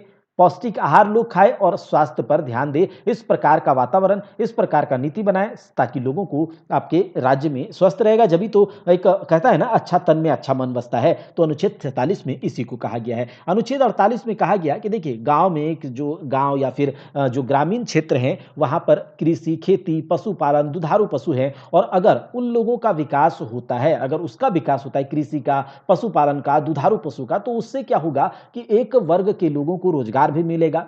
उससे क्या होगा, कृषि से हमारा जो फूड प्रोडक्शन भी बढ़ेगा, पशुपालन होगा तो दूध वगैरह हमें मिलेगा दुधारू पशु से, तो उससे भी हमारा रेवेन्यू बढ़ेगा, जीएसटी क्या बोलते हैं कि हमारा जो जीडीपी है वो बढ़ेगा। तो इससे क्या होगा, राज्य का जीडीपी बढ़ेगा तो देश का जीडीपी बढ़ेगा। तो अनुच्छेद 48 में कहा गया है कि देखिए गांव पर भी ध्यान दीजिए, कृषि, खेती, पशुपालन, दुधारू पशु के विकास के संबंध में प्रावधान दिए गए हैं। अच्छा, अब कहा गया 48 क में कि देखिए आपने सब कुछ तो कह दिया, ये कृषि, पशुपालन, दुधारू पशु, लेकिन ये सही से कब रह पाएगा, जब आपका पर्यावरण सुरक्षित रहेगा जभी तो, जब आपका इकोसिस्टम बैलेंस रहेगा जभी तो इसके लिए क्या करा गया, 48 क में पर्यावरण संरक्षण को लेकर के प्रावधान दिया गया है कि आप अगर भारत के निवासी हैं तो आपको अपने पर्यावरण को सुरक्षित रखना होगा। अनुच्छेद 49 में कहा गया कि ये सब बात तो सही है, लेकिन जो राष्ट्रीय महत्व के स्मारक हैं, जो मॉन्यूमेंट्स हैं, जो स्थान है, उनका भी संरक्षण कीजिए, क्योंकि अगर उनका संरक्षण होगा तो टूरिज्म बढ़ेगा, टूरिज्म बढ़ेगा तो लोग अट्रैक्ट होंगे, और लोग अट्रैक्ट होंगे तो पैसा आएगा, पैसा आएगा तो जीडीपी बढ़ेगा, और लोग यहां पर अट्रैक्ट होंगे ज्यादा से ज्यादा, एक अच्छा माहौल दीजिएगा तो क्या होगा, लोग इन्वेस्ट भी करेंगे, और लोग जब आपके राज्य में इन्वेस्ट करेंगे तो आपके राज्य का जीडीपी बढ़ेगा, आपके राज्य का इकोनॉमिक कंडीशन बढ़ेगा और उससे देश बढ़ेगा, आपके राज्य के लोगों को रोजगार मिलेगा। तो ये सब क्या है, एक लोक कल्याणकारी राज्य बनाने में सहायक होता है। और अब आता है अनुच्छेद 50। अनुच्छेद 50 में कहा गया, जैसा अनुच्छेद 50 में कहा गया कि आपको क्या करना है, कार्यपालिका और न्यायपालिका, यानी कि आपको एग्जीक्यूटिव और आपको जुडिशरी को अलग अलग कर देना है, 50-50 कर देना है, आधा आधा कर देना है। पहले एक था, अब क्या करना है, कार्यपालिका न्यायपालिका को 50-50 आधा आधा कर देना है। ठीक है, 50 क्या होता है, आधा आधा, तो आधा आधा कर देना है। ठीक है, अब अनुच्छेद 51 में कहा गया कि सब कुछ तो ठीक है, लेकिन सब कुछ तो ठीक है, लेकिन अगर एक राज्य, एक देश तभी अच्छा से रह पाता है, तभी अच्छे से डेवलप कर पाएगा, अपने लोगों पर ध्यान दे पाएगा, जब उसको शांति होगी, जब अंतर्राष्ट्रीय स्तर पर शांति होगा, अंतर्राष्ट्रीय स्तर पर सौहार्द होगा, अंतर्राष्ट्रीय स्तर पर पीसफुल जो एक एनवायरनमेंट होगा, तो लोग अच्छे से काम कर पाएंगे, अच्छे से एक जगह से दूसरे जगह जा पाएंगे, और अगर लोग ऐसा करते हैं तो क्या होगा, डेवलपमेंट होगा। ठीक है, तो ये शांति का जो प्रतीक है कबूतर, इसने कहा कि भाई साहब अनुच्छेद 51 में शांति को लेकर के बात किया जाए। तो हमने क्या देखा, मौलिक अधिकार, और हमने देखा डीपीएसपी। अब देखिए, चलिए हम लोग करते हैं क्या, अनुच्छेद डीपीएसपी कहाँ खत्म हो गया, अनुच्छेद डीपीएसपी अनुच्छेद 51 पर खत्म हो गया, और फिर उसके बाद अनुच्छेद 51 का आता है क्या, अनुच्छेद 51 का, और इसमें क्या कहा गया है कि अनुच्छेद संविधान की 42वें संविधान संशोधन 42nd कॉन्स्टिट्यूशनल अमेंडमेंट 1976 के द्वारा क्या जोड़ा गया, मौलिक कर्तव्य, फंडामेंटल ड्यूटीज जोड़ा गया। फंडामेंटल ड्यूटीज उसे किसमें रखा गया, अनुच्छेद 51 क में। मौलिक कर्तव्य को किसमें रखा गया, फंडामेंटल ड्यूटीज को किसमें रखा गया, 51 क में। और ये कब जोड़ा गया है, तो 42वें संविधान संशोधन 1976 के द्वारा। और इसमें कहा गया है 10 प्रकार के मौलिक कर्तव्य गिनाए गए हैं कि देखिए, हमने नागरिक के बारे में बता दिया, हमने देश का परिभाषा भी दे दिया, नागरिकों को मौलिक अधिकार भी दे दिया, राज्यों को भी कह दिया कि आपने अपने नागरिकों के लिए काम कीजिए। लेकिन क्या नागरिक का कोई कर्तव्य नहीं बनता है क्या, अपने देश को सपोर्ट करने के लिए, अपने देश की रक्षा करने के लिए, अपने देश का डेवलपमेंट में नागरिकों का भी एक सहयोग होता है ना। तो नागरिकों के भी कुछ कर्तव्य होने चाहिए, और मौलिक कर्तव्य को इसीलिए जोड़ा गया कि आप नागरिकों के कर्तव्य से याद दिलाया जाए। अब चलिए सवाल देखते हैं, क्या हमसे सारे के सारे सवाल होते हैं, तो चलिए आधा घंटा लगेगा, अब हम सवाल देखते हैं। चलिए, कहा जा रहा है कि मौलिक अधिकार, कितने मौलिक अधिकार हैं भारतीय संविधान में, तो 6 मौलिक अधिकार हैं। समता का अधिकार बोल लीजिए, चाहे आप स्वतंत्रता का अधिकार बोल लीजिए, शोषण के विरुद्ध अधिकार बोल लीजिए। ठीक है, हमने सब कुछ करा दिया ना, तो अब आपको ये सोचना नहीं है। ठीक है, एक बार नोट्स देख लीजिएगा, भारतीय संविधान में कितने मौलिक अधिकार हैं, 6 मौलिक अधिकार है। कितने, 6 मौलिक अधिकार है। अब देखिए कितना जल्दी से हमारा प्रश्न बनता है। ठीक है, भारतीय संविधान के निम्न में से किस भाग में मौलिक अधिकारों का वर्णन है, मौलिक अधिकार का वर्णन किसमें भाई, पार्ट 3 में है। ठीक है, which of the following parts of the Indian constitution mentions fundamental rights part 3 में। भारतीय संविधान के अनुच्छेद 12 से 35 मुख्यतः मौलिक अधिकारों के संबंध है, जो भारतीय संविधान के भाग 3 में है। देखिए अब आपसे एक भी प्रश्न नहीं छूटेगा, ठीक है, जितना होना था हो चुका। भारतीय संविधान में मौलिक अधिकारों की अवधारणा को निम्न में से किस देश के संविधान से, तो मौलिक अधिकार किससे लिया गया? संयुक्त राज्य अमेरिका से। आयरलैंड से क्या लिया गया है? तो मेनली याद रखिएगा डीपीएसपी को। यूनाइटेड किंगडम से क्या लिया गया है? तो यूनाइटेड किंगडम से एकल नागरिकता ली गई है, यानी कि सिंगल सिटीजनशिप लिया गया है। विधि के समक्ष क्या लिया गया है? विधि के समक्ष समता लिया गया, विधि के समक्ष समानता लिया गया है। कानून का शासन लिया गया, विधि का शासन, ये सब ठीक है। अच्छा, संसदीय प्रणाली भी यूनाइटेड किंगडम से ली गई है, और सोवियत संघ रूस से क्या लिया गया है? मौलिक कर्तव्य को लिया गया है, ठीक है, याद रखिएगा। चलिए आगे देखते हैं। कहा जा रहा है कि भारतीय संविधान का निम्न में से कौन सा अनुच्छेद विधि के समक्ष समता के अधिकार से संबंधित है? तो देखिए, भारतीय संविधान का निम्न में कौन सा अनुच्छेद विधि के समक्ष समानता, तो विधि के समक्ष समानता हमने क्या देखा था? अनुच्छेद 14 में देखा था ना। अनुच्छेद 14 में। अनुच्छेद 15 क्या बोलता है भाई साहब? अनुच्छेद 15 बोलता है कि किसी भी व्यक्ति को जाति, लिंग, जन्म स्थान भेदभाव नहीं कर सकते धर्म के स्थान पर, ठीक है। इसमें क्या है? अनुच्छेद 17 में अस्पृश्यता का अंत है, ठीक है। चलिए 18 में क्या है? उपाधियों का अंत। भारतीय संविधान के किस अनुच्छेद में अस्पृश्यता यानी कि छुआछूत का उन्मूलन किया गया है? तो अनुच्छेद 17 में किया गया। किसमें? अनुच्छेद 17 में किया गया। हमने सब कुछ करवा दिया है, अब यहां पर करेंगे तो थोड़ा लंबा वीडियो हो जाएगा, देख लीजिएगा। भारत के संविधान का अनुच्छेद 17 किससे है? तो अस्पृश्यता के अनटचेबिलिटी के उन्मूलन से है, ठीक है। उपाधियों का अंत किससे? तो अनुच्छेद 18 में है, याद रख लीजिएगा। अब देखिए क्या कहा जा रहा है, भारत में मौलिक कर्तव्य के मौलिक अधिकारों के संबंध में निम्न में कौन सा कथन गलत है? कौन सा कथन गलत है? देखिए, मौलिक अधिकार जो हैं, क्या कहा जा रहा है, वे अलंघनीय हैं, यानी कि अलंघनीय या अस्थायी है। मौलिक अधिकार के संबंध में कौन सा कथन गलत है? कहा जा रहा है कि दे आर सैक्रोसैंक्ट एंड और परमानेंट। तो क्या परमानेंट है? क्या मौलिक अधिकार में कुछ फेरबदल नहीं किया जा सकता है? वे उच्चतम न्यायालय द्वारा रक्षित तथा प्रत्याभूत हैं। तो ठीक बात है, उच्चतम न्यायालय द्वारा तो मतलब इससे गारंटी दी जाती है कि उसका सिक्योरिटी दिया जाएगा, डिफेंड किया जाएगा संविधान के मौलिक अधिकार को, ठीक है। संपत्ति के अधिकार को मौलिक अधिकारों की सूची से हटा दिया गया है, बिल्कुल सही बात है। अच्छा, वे निरंकुश नहीं है लेकिन परिमित है। ऐसा नहीं है कि भारतीय संविधान में जो मौलिक अधिकार है निरंकुश नहीं है, लेकिन ऐसा नहीं है कि वे जो they are not absolute but qualified, लेकिन परिमित है, ठीक है, याद रखिएगा। अच्छा, भारतीय संविधान में तो हमने देख लिया कि भारतीय संविधान में जो मौलिक अधिकार है तो ये उच्चतम न्यायालय द्वारा रक्षित है, ठीक है। संपत्ति के अधिकार को यहां से हटा दिया कि निरंकुश नहीं लेकिन परिमित है, अस्थायी नहीं और न्यायोचित है, ठीक है। अस्थायी नहीं है, ये नहीं कह सकते कि पूरी तरह से इसमें संशोधन नहीं किया जा सकता, फेरबदल नहीं किया जा सकता, ऐसा नहीं है, ठीक है। धर्म, मूल, वंश, जाति, लिंग अथवा जन्म के स्थान पर मौलिक अधिकार किस वर्ष में आता है, किस वर्ग में आता है? तो अभी हमने देखा ना, समानता के अधिकार में, अनुच्छेद 15 में, ठीक है।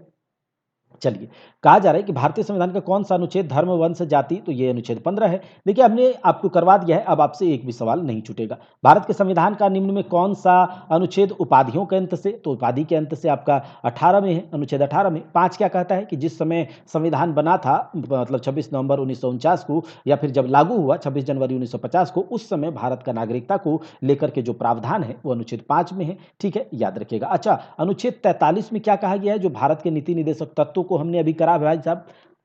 अनुच्छेद 43 में तो ये हमने देखा था कि अगर कोई व्यक्ति को कोई काम मिलता है, कोई काम आप देते हैं, तो उसको क्या होना चाहिए कि आपको उसे उसके जीने लायक मजदूरी देना चाहिए, सही से मजदूरी, ठीक है। अनुच्छेद 26 में कि अगर आप कोई ये क्या है, धार्मिक स्वतंत्रता का अधिकार है, तो इसमें कह रहा था अनुच्छेद 26 में कि अगर आप किसी रिलीजियस वर्क को करते हैं तो उसका आप मैनेजमेंट कर सकते हैं, ठीक है। चलिए, अब क्या कहा जा रहा है कि इस मौलिक अधिकार के तहत कानून के नज़र में सभी लोग समान हैं।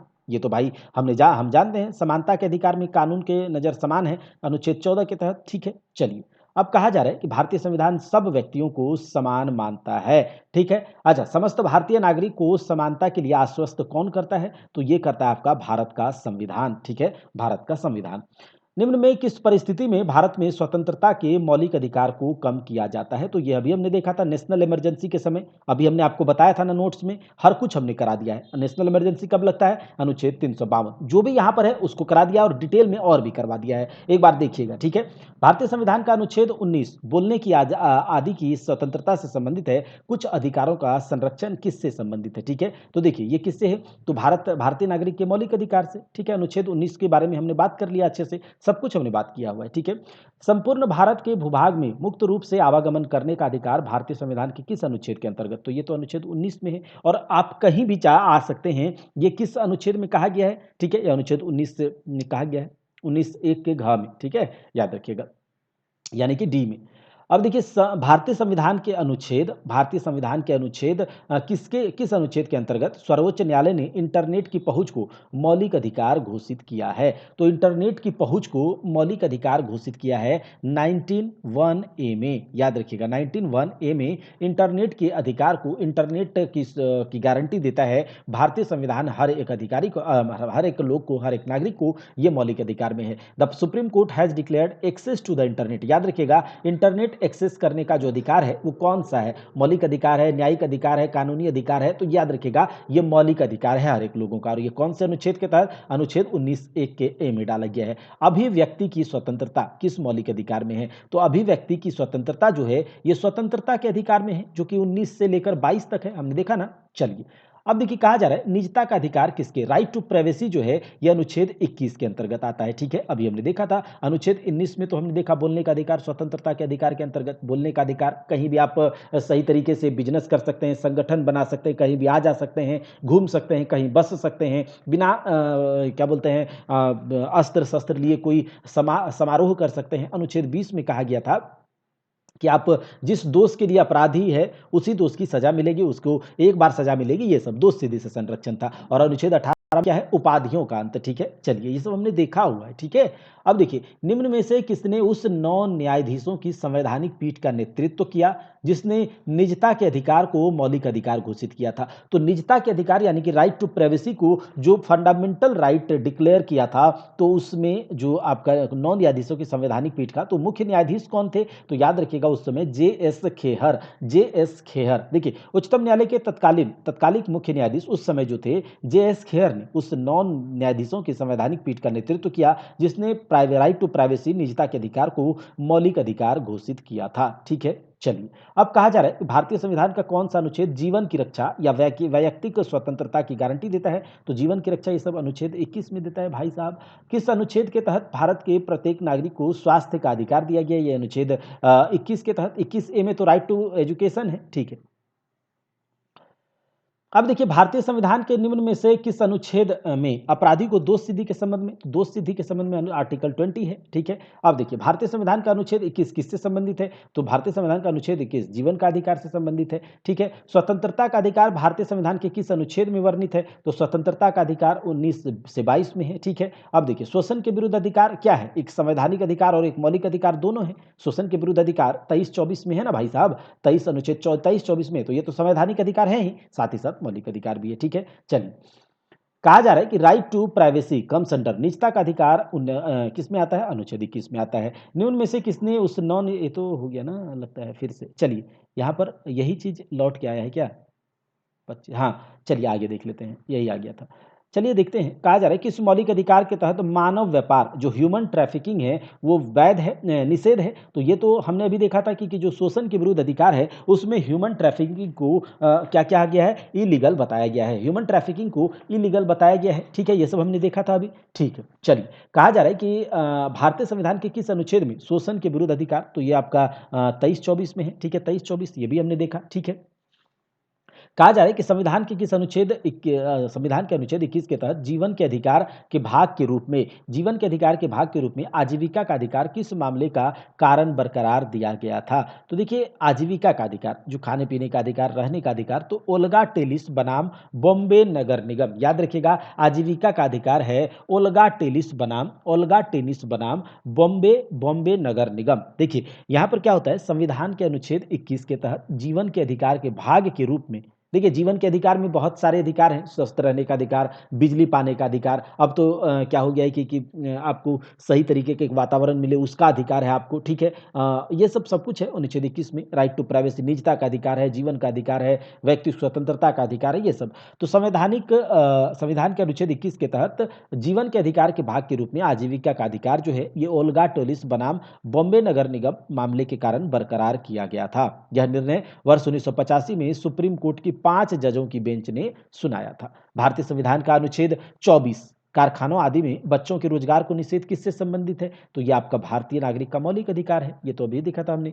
चलिए भारतीय संविधान के अनुच्छेद 24 के अनुसार 14 वर्ष से कम आयु के व्यक्ति को किसी भी कारखाने में काम पर नहीं रखा जा सकता। चाइल्ड लेबर शोषण के विरुद्ध अधिकार 23-24 में किसी भी परिसंकट में नियोजन में काम करने के लिए 14 वर्ष से कम उम्र के बच्चों को निषेध भारतीय संविधान के किस अनुच्छेद में वर्णित है? तो ये अनुच्छेद 24 में, ठीक है, चाइल्ड लेबर।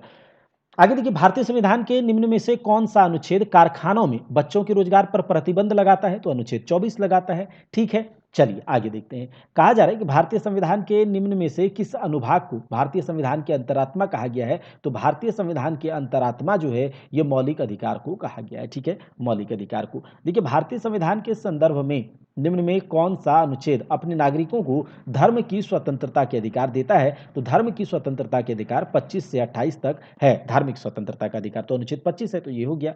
चलिए, भारतीय संविधान के किस अनुच्छेद में गिरफ्तारी के 24 घंटों के अंतराल मजिस्ट्रेट के सामने पेश होने का अधिकार है? तो ये हमने अभी देखा था, कुछ विशेष दशाओं में गिरफ्तारी का ये जो संरक्षण है, मतलब अनुच्छेद 22 में कि आपको ये बताना होगा कि आपने हमें गिरफ्तार क्यों किया, अगर गिरफ्तार कर लिया है तो 24 घंटे के अंदर आपने हमें क्यों नहीं पेश किया जज के सामने, अगर जज के सामने पेश कर, ये सब कुछ है जो कि अधिकार दिया गया है, ठीक है। चलिए, तो अनुच्छेद 22। अब देखिए, कहा जा रहा है भारतीय संविधान का अनुच्छेद 32 इस भाग द्वारा प्रदत्त अधिकारों के प्रवर्तन के लिए उपचार किससे संबंधित है? तो ये आपका भारतीय नागरिक का मौलिक अधिकार से संबंधित है, संवैधानिक उपचार का अधिकार। तो ये हमने देखा था, 5 तरह के रीट जारी किए जाते हैं। निम्न में कौन सा स्वाभाविक रूप से न्यायपूर्ण है? तो मौलिक अधिकार न्यायपूर्ण है, मौलिक कर्तव्य न्यायपूर्ण नहीं है, मतलब इसमें कोई महाराज जी के नीति निर्देशक तत्वों को भी हम कोर्ट में नहीं जा सकते हैं, और मौलिक अधिकार मौलिक कर्तव्य भी लोगों को गिनाए गए हैं कि आपको करना चाहिए, ठीक है।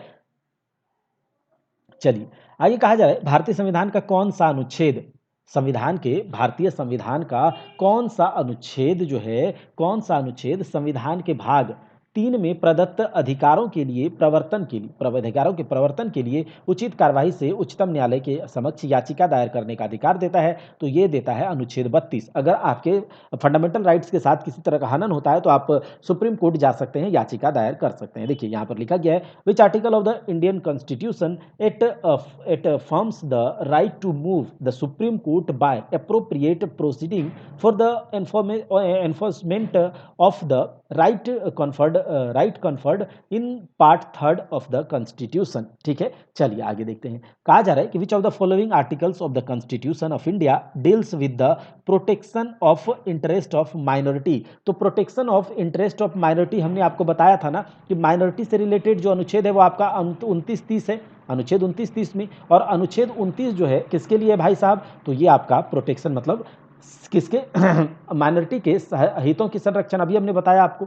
अब देखिए, भारत के संविधान का कौन सा अनुच्छेद मौलिक अधिकारों के प्रवर्तन के लिए संवैधानिक उपचार प्रदान करता है? तो ये आपका अनुच्छेद 32 है। 5 प्रकार के रीट जारी करे जाते हैं, कौन कौन से रीट है ये आप यहाँ पर आपको पता होगा।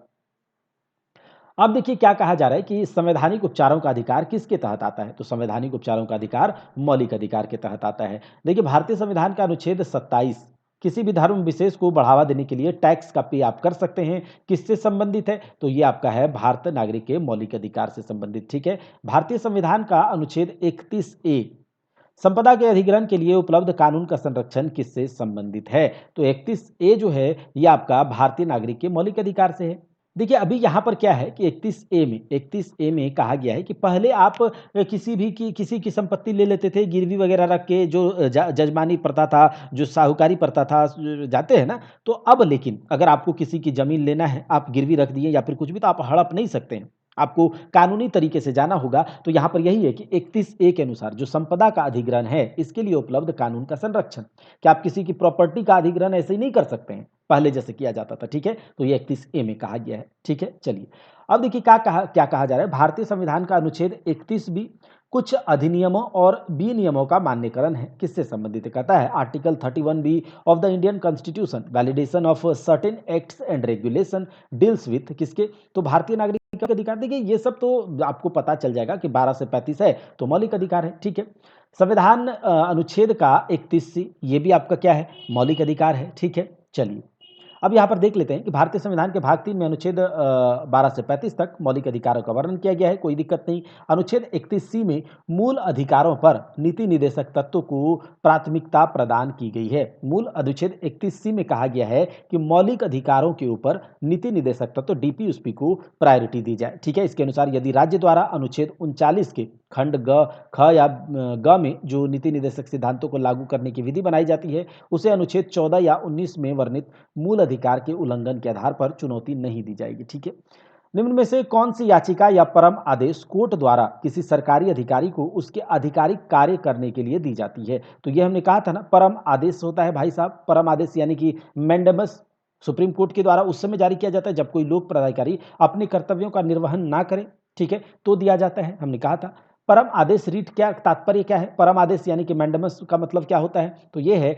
हम आज्ञा देते हैं कि तुम अपने जो भी कार्य है उसको पूरा करो। ठीक है, चलिए, निम्न में से कौन सा न्यायिक आदेश उच्चतर न्यायालय एक निम्नतर न्यायालय को जारी करता है? तो देखिए, उच्चतम न्यायालय हमने कहा था ना कि अपने से नीचे के न्यायालय से बोलता है कि आपका ये चीज नहीं है, आपके आपके बस का बात नहीं है, आपके क्षेत्र से बाहर है, आप उस काम को ना करें। देखिए, प्रतिषेध की रीट किसी वरिष्ठ न्यायालय के द्वारा मतलब हाई कोर्ट उससे अपने लोअर कोर्ट को दिया जाता है कि जिससे वह ऐसी अधिकारिता का प्रयोग करने की चेष्टा ना करे जो उसमें निहित नहीं है। मतलब अगर आपके अधिकार क्षेत्र में नहीं आता है तो आपको नहीं करना है, ये दिया जाता है किसमें? प्रतिषेध में दिया जाता है, प्रोहिबिशन में दिया जाता है। भारतीय संविधान में कितने प्रकार के न्यायिक आदेश हैं यानी कि रीट्स हैं? तो 5 प्रकार के हैं। ठीक है, 5 प्रकार के रीट्स हैं। बंदी प्रत्यक्षीकरण है, आपका परम आदेश है, प्रतिषेध है, प्रोहिबिशन है, उत्प्रेषण है और अधिकार परीक्षा है। ठीक है, ये सब हमने देखा।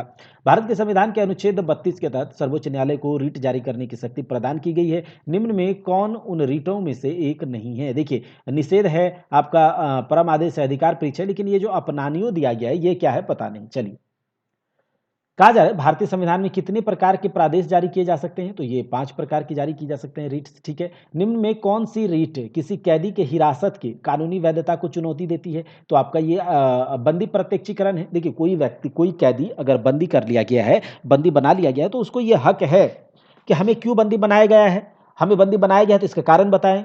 अगर कारण नहीं बता रहे हैं तो हम कोर्ट में अपील कर रहे हैं। अगर कोर्ट आपको पूछेगा आपसे फिर कि क्यों बंदी बनाया है, ये रीट जारी करता है कोर्ट इसमें बंदी प्रत्यक्षीकरण में कि बंदी को जल्दी से प्रत्यक्ष करो हमारे सामने। ठीक है, निम्न में से भारतीय संविधान किसकी गारंटी नहीं देता है? भारतीय संविधान सभी को मुफ्त शिक्षा का हक की गारंटी नहीं देता। संवैधानिक उपचारों का हक तो देता है, धार्मिक आज़ादी की भी गारंटी देता है, राइट टू इक्वलिटी की गारंटी देता है, लेकिन सभी को मुफ्त शिक्षा मिलेगा ऐसी गारंटी नहीं देता, बल्कि इसके लिए काम किया जा रहा है लेकिन ऐसी गारंटी नहीं है। हमारे देश में शिक्षा का अधिकार एक क्या है? हमारे देश में शिक्षा का अधिकार एक मौलिक अधिकार है। देखिए, 6 से 14 साल की आयु तक के बच्चों को किस मौलिक अधिकार के तहत और 45 के तहत और अनुच्छेद 45 के तहत और 6 से 14 तो अनुच्छेद 21 ए के तहत, ठीक है, और अनुच्छेद 45 के तहत 6 साल से नीचे के बच्चों को। ठीक है, चलिए, कहा जा रहा है कि भारतीय संविधान का कौन सा अनुच्छेद यह प्रावधान करता है कि राज्य 6 से 14 वर्ष की आयु के सभी बच्चों को मुफ्त और अनिवार्य शिक्षा देगा? तो ये हमने क्या देखा?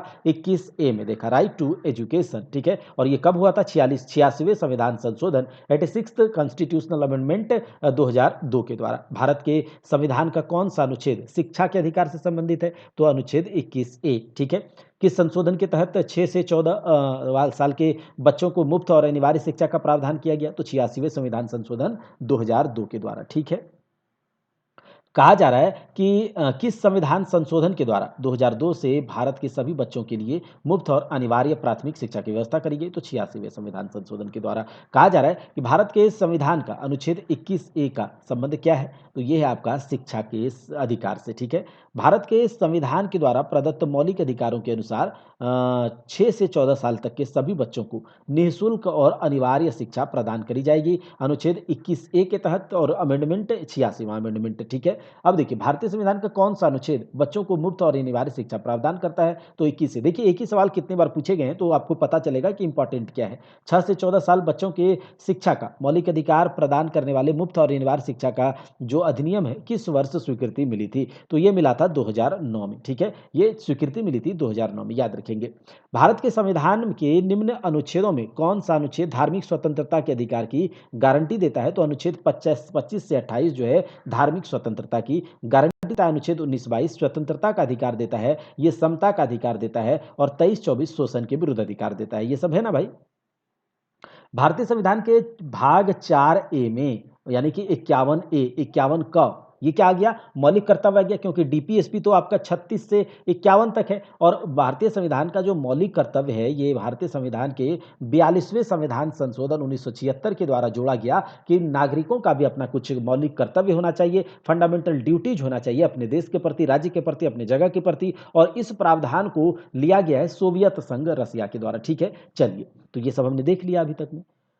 ठीक है और ये जो रसिया से लिया गया है तो ये सब हमने देखा और ये जो 11 जो है मौलिक कर्तव्य हैं, मूल कर्तव्य हैं जो कि गिनाए गए हैं मौलिक कर्तव्य में कि इतने मौलिक कर्तव्य जो है लोगों को मानने चाहिए ही चाहिए। ठीक है, इतने मौलिक कर्तव्य लोगों को मानने चाहिए। ठीक है, 11 है। अब भारतीय संविधान का भाग 4 क में कितने मौलिक कर्तव्य हैं? तो 11 है। ठीक है, अब देखिए भारतीय संविधान के मौलिक कितने मौलिक कर्तव्य दिए गए हैं? 11 है। ठीक है, 42वें संविधान संशोधन के द्वारा भारत में नागरिकों के मौलिक कर्तव्य किस वर्ष जोड़े गए थे? 1976 में। अच्छा, जुलाई 2022 की स्थिति के अनुसार भारत के नागरिक के लिए कितने मौलिक कर्तव्य निर्धारित हैं भाई साहब? तो ये 11 हैं। अब देखिए क्या कहा जा रहा है, भारतीय संविधान के किस अनुच्छेद में संपत्ति का अधिकार मिलता है? तो संपत्ति का अधिकार 300 क में मिलता है। ये अनुच्छेद 44वें संविधान संशोधन 1978 के द्वारा 300 क में कहाँ से उठा करके? तो ये 31 क्या बोलते हैं 19 क और 30 से उठा कर लाके रखा गया है। ठीक है, चलिए अब कहा जा रहा है कि किस संवैधानिक संशोधन में संपत्ति के अधिकार को मौलिक अधिकार से खत्म कर दिया गया? तो ये किया गया था 44वें संविधान संशोधन 1978 के द्वारा। निम्न में कौन सा मौलिक अधिकार भारतीय संविधान से हटाया जा चुका है? तो ये संपत्ति का अधिकार हटाया जा चुका है। ये सब कुछ हमने देख लिया। अब देखिए संपत्ति के अधिकार को भारतीय संविधान के किस संवैधानिक संशोधन मौलिक अधिकारों की सूची से हटा दिया गया था? तो ये 44वें संविधान संशोधन 1978 के द्वारा मौलिक अधिकारों की सूची से संपत्ति के अधिकार को कब हटाया गया? तो ये हटाया गया 1978 में। ठीक है, एक ही बात को घुमा फिरा के पूछा जा रहा है। भारत के संविधान का अनुच्छेद 300 क किससे संबंधित है? तो ये संपत्ति के अधिकार से संबंधित है जो कि 44वें संविधान संशोधन में 31 और 19 क से उठाकर लाके दिया गया है। अब भारतीय संविधान के भाग कितने में अनुच्छेद 300 क के तहत संपत्ति के मौलिक अधिकार का उल्लेख किया गया है? तो भारतीय संविधान के भाग 12 में अनुच्छेद 300 क के तहत संपत्ति के अधिकार को रखा गया है। याद रख लीजिएगा। ठीक है, भाग 12। वर्ष 1978 में कौन सा संविधान संशोधन हुआ जो कि संपत्ति के अधिग्रहण या निपटान के मौलिक अधिकार से हटा दिया गया? तो 44वां संविधान संशोधन हुआ है। ठीक है, 44वां संविधान संशोधन। लगता है नीति निर्देशक तत्व के पीडीएफ को यहाँ पर नहीं डाला गया है। तो चलिए हम लोग अगले क्लास में प्रश्न को केवल देख लेंगे क्योंकि नीति निर्देशक तत्व यानी कि डीपीएसपी को तो हमने पूरा डिटेल में पढ़ ही लिया है कि डीपीएसपी भाग 4 के 36 से 51 में है। भाग 4 के 36 से 51 में इसका सोर्स क्या है? आयरलैंड है। लोक कल्याणकारी राज्य की स्थापना करने के सिद्धांत से डीपीएसपी यानी कि राज्य के नीति निर्देशक तत्व को भारत का संविधान राज्य को एक निर्देश देता है कि आप अपने राज्य को लोक कल्याणकारी राज्य कैसे बनाएंगे, आपके राज्यवासी कैसे खुश रहेंगे, उसको राजनीतिक आर्थिक और सामाजिक न्याय कैसे मिलेगा और प्रस्तावना के उद्देश्यों को जगह देने वाला ये भाग 4 है जिसमें राज्य के नीति निर्देशक तत्व हैं। इसमें जो अनुच्छेद हैं वो गांधीवादी, समाजवादी और उदारवादी तीनों तरीके के हैं, ये पूछा जाता है। उसके बाद 36 में क्या कहा गया है कि एक लोक कल्याणकारी राज्य कैसी होनी चाहिए उसका परिभाषा है। 37 में कहा है कि डीपीएसपी को कोर्ट नहीं लेकर जा सकते हैं, इसको कोर्ट के खिलाफ कोई अगेंस्ट इसके खिलाफ कुछ हम नहीं कर सकते, ये राज्य के ऊपर है कि ये नीति बनाता है या नहीं। 38 में क्या है कि सामाजिक आर्थिक राजनीतिक न्याय राज्यवासियों को देना पड़ेगा, ऐसा मुहैया कराइए। 39 में कहा गया है कि संसाधनों का जो भी राज्य में संसाधन है उसका उचित वितरण हो, समान कार्य के लिए समान वेतन। 40 में पंचायत यानी कि 73वें संविधान संशोधन 1973 में जो ग्राम पंचायत को अनिवार्य करके संवैधानिक दर्जा दिया गया, अनुच्छेद 40 में पंचायत की बात करी गई है, ग्राम पंचायत की बात करी गई है। 41 में कुछ विशेष दशाओं में काम करने का अधिकार हर एक पर्सन को होना चाहिए, मिलना चाहिए और जो काम करेगा वो कैसा होना चाहिए? एक तो काम न्याय संगत होना चाहिए, सही होना चाहिए और काम जानवर वाला नहीं होना चाहिए, मानवीय होना चाहिए। और 43 में कि जो काम आप करवाएंगे उसको उसके बदौलत आपको मजदूरी भी देना है। अच्छा, 45 में क्या है? 86वें संविधान संशोधन 2002 के द्वारा 45वें अनुच्छेद में 6 साल से कम आयु के बच्चे की शिक्षा का अनिवार्य रूप से मुफ्त रूप से बात करी गई है। 46 में क्या कहा गया है? अनुसूचित जाति अनुसूचित जनजाति को शिक्षा, सामाजिक आर्थिक न्याय मुहैया कराया जाए राज्य सरकार के द्वारा। उसके बाद 47, 48, 49 इन सब में कहा गया है कि आपका राज्य कैसे डेवलप करेगा, इसके लिए क्या ध्यान देंगे आप? एक तो आपको आपके राज्य के लोग स्वस्थ रहें, स्वस्थ होंगे, आपकी कृषि पर ध्यान दीजिए, दूध खाएगा, दूध पिएगा तो मोटाएगा तो स्वस्थ होगा। उसके बाद राष्ट्रीय महत्व के जो भी मॉन्यूमेंट्स हैं, उसका संरक्षण करना है। अनुच्छेद 50 में कहा गया है 50-50 कार्यपालिका और न्यायपालिका को अलग कर दिया जाए, क्योंकि अगर दोनों मिलेगा तो न्यायपालिका सही से काम नहीं कर पाएगा। और 51 में क्या है, अंतर्राष्ट्रीय शांति और सुरक्षा, जिससे कि राज्य में बढ़ावा मिलेगा। तो ये हमने क्या देखा, पूरा डीपीएसपी भी देख लिया, मौलिक अधिकार भी देख लिया। अब हम आगे क्या देखेंगे, राष्ट्रपति, उपराष्ट्रपति, ये सब देखेंगे। अगर आपको वीडियो अच्छा लगा है तो शांति के साथ इस जो शांति का प्रतीक, पीस का प्रतीक जो सिंबल है कबूतर, पिजन, आपसे रिक्वेस्ट कर रहा है शांति के साथ कि आपको क्या करना है, वीडियो को ज़्यादा से ज़्यादा शेयर करना है। अगर आपको मेहनत पसंद आ रहा है, अगर आपको एक्सप्लेनेशन पसंद आ रहा है, तो आपको क्या करना है, ज़्यादा से ज़्यादा शेयर करना है दोस्तों में। चैनल पर नए हैं तो सब्सक्राइब करके हमें एक सपोर्ट करने के लिए एक सपोर्टिव कमेंट आप कर सकते हैं, ठीक है। हर एक लोग जो भी यहाँ पर हैं वो एक कमेंट यहाँ पर डाल के जा ही सकते हैं, ठीक है। चलिए मिलते हैं अगले क्लास में, तब तक के लिए जय हिंद, जय भारत। दोस्तों लाइक जरूर कीजिएगा, शेयर और सब्सक्राइब, ठीक है। ये बार बार कह रहे हैं लेकिन कर दीजिएगा।